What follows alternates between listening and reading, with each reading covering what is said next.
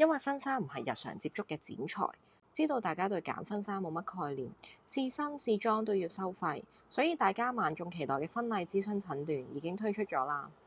就用呢個 Views 記錄一下 E-Man 嘅婚禮。E-Man 除咗係墨寶阿媽，我哋化妝班嘅導師之外，更係我哋婚禮諮詢其中一個客人。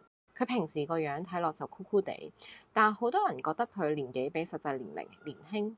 原因就係因為佢顏分色屬於小孩臉嘅 Cool Casual， 由於直線比較多，但五官比例較小孩，比較適合 boyish 嘅感覺。而骨骼診斷就係 Wave， 適合 A-line 或者女性化嘅剪裁，兩者結合創造咗反差感。喺揀婚紗上可以嘗試唔同嘅 style， 型格又可以女仔啲都可以。Indoor 嘅 pre-wedding 大露背加希望婚紗，本身 E-Man 都好 stylish， 用咗對 boots 去襯。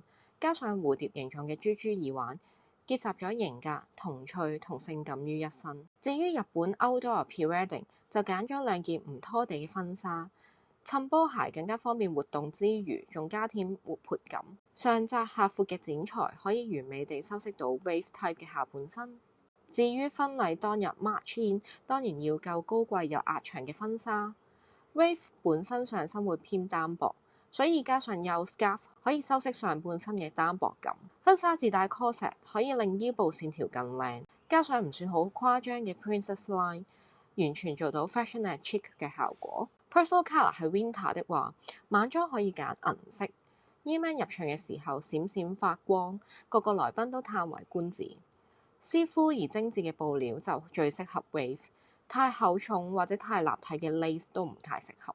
婚禮諮詢內容仲包括咗彩妝、飾物、裙褂、姊妹裙、捧花等建議，有興趣就 WhatsApp 或者 DM 我哋查詢。